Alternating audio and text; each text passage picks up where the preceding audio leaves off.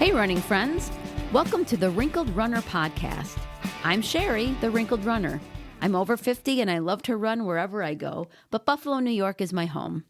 If you are looking to start to run or you're an older runner, this podcast is especially for you, so subscribe now. I love to help people get running and keep running. When I first started running, I used a pair of shoes that I had for walking, and they were probably several years old. When I began to buy dedicated running shoes, I still wore them into the ground, probably for at least a year or even more before replacing them. Today, I'm going to talk about when to replace your running shoes. And if you've been running for a while, you may have wondered how long you can run with your shoes before thinking about getting new ones. Running wisdom, quote unquote, used to say that you should replace running shoes every 500 miles. But now I'm seeing more and more the recommendation of 300 to 500 miles. Now, I've been replacing mine every 300 miles since 2012 when I suffered a stress fracture, and my sports doctor gave me that advice. So it will be different for each person, but I will say I think 500 is probably the max that shoes should be worn. A running journal that you keep faithfully can be used to track mileage. You can do that on notes on your phone or a calendar that you keep on your fridge that you mark mileage. Garmin's have an area in the app that will automatically keep track if you set it up that way. However you do it, make sure that you're keeping track of your mileage. I don't recommend using your shoes for anything but running. Now, if you do happen to go for a walk in them, if you keep track of those miles as well, then that would go towards your total. Now, refrain from using your shoes to go to the store or, running errands or even to the gym if you aren't using the treadmill. I have an exclusive gym pair that I've had for many years, but I only use them in the gym. And having the stability of the shoes is, of course, important when you're doing strength work, but having them for a lot of years isn't really going to make or break that kind of activity. But of course, running will, because your shoes are one of the first things that's going to affect you if they are old and worn out. It can change your gait and, you just don't feel that bounce anymore. So I definitely advocate for changing your shoes more often for running. A good question to ask yourself is, what are the conditions you run in? Now, I live in Buffalo, so the winter running is very hard on my shoes. They're soaked on a lot of the runs, which can shrink them either on their own or if I have to put them in the dryer.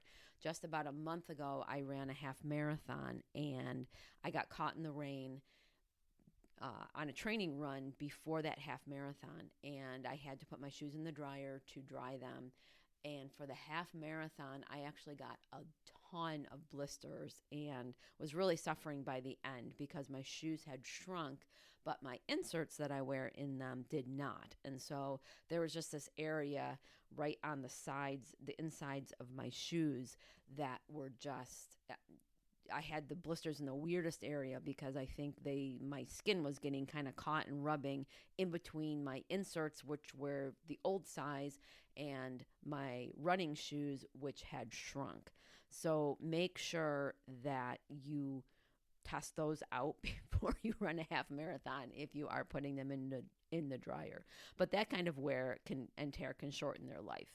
So if you live in a certain climate that may contribute to being harder on your shoes, you may need to replace them sooner. Your running form will also give your shoes wear in certain places. And so depending on how your foot lands, you will have pretty consistent wear from shoe to shoe, even if you go into a different brand. As those areas get thinner, watch the tread pattern. If they're wearing away to nothing, it's time. And ideally, you're going to replace them before they get to that point. So make sure you're checking that tread pattern. Another indicator are aches and pains. Now, my husband, Dave, he knows when his knees start to hurt that he is getting close to having to replace those shoes. You'll also start to realize that your shoes feel kind of dead. They're not going to be bouncy at all, kind of like you're running on a flat tire. So if you haven't reached the mileage you think you should run on your shoes, but you're experiencing any of the things that I mentioned, you may be like me and need to change them sooner rather than waiting for that 500-mile mark. Keeping track of when that is will allow you to know it's coming up, and you can be scoping out discounts on the same shoe online if you want to keep running in the exact shoe that you're currently in. This only works if it's the exact shoe. If you're looking at even getting the next version of the brand and the kind of shoe you're in, go in person to try them on and make sure they will still be comfortable. I have had to go into new brands or styles because a new version of the shoe that I loved wasn't cutting it for me. I just didn't like the changes that they made from one version to another. Don't be like my early running self. Make sure you're replacing your running shoes on time to stay bouncy and injury free, at least where your shoes have influence over that. This week's running resource is from Runner's Blueprint. I'm linking you to an article that shares how to keep your running shoes fresh and smelly free. I'm going to be at the Run Show USA in Boston on February 4th and 5th, 2023, and I would love to see you there. I'll be helping out at the show and also hosting a meet and greet, a short run on Saturday morning before the show, and I have a podcast episode in the works that I would like to record over that weekend.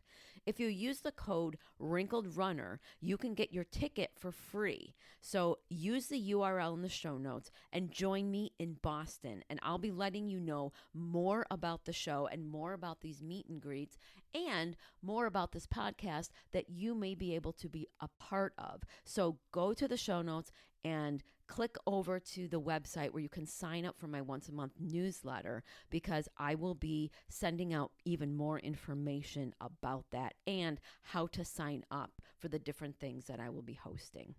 I'm a running coach from Buffalo, New York, and I'm going to be starting virtual coaching starting in the new year. I've only done in-person up until now, but I'm going to be venturing into virtual coaching. So if there's any interest that you have in that, you can click over to my coaching page. There's not a ton of information up now, but if you're at all interested, please send me an email.